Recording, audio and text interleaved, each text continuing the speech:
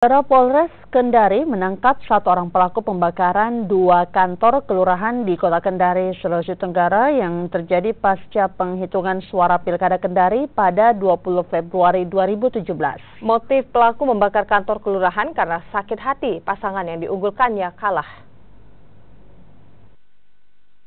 Setelah beberapa bulan melakukan penyidikan berdasarkan barang bukti yang didapatkan, akhirnya Polres Kendari mengungkap dan menangkap pelaku pembakaran dua kantor kelurahan di Kota Kendari, yakni kantor Lurah Wawa dan Andonohu.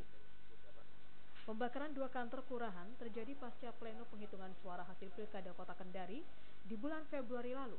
Pelaku melakukan pembakaran kantor kelurahan menggunakan bahan bakar bensin saat menjelang dini hari. Dalam melakukan aksinya, pelaku bersama 4 orang rekannya yang kini masih dalam pengejaran dan identitasnya sudah diketahui. Jadi untuk motif sementara ini yang kita dalamin bahwa yang bersangkutan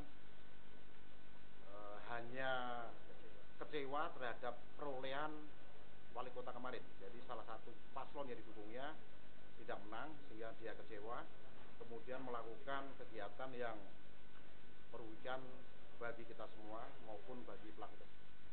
Sebelumnya, di tanggal 20 Februari terjadi pembakaran dua kantor kelurahan yang waktunya hampir bersamaan, yakni kantor Lurah Wawa dan kantor kelurahan Andonohu.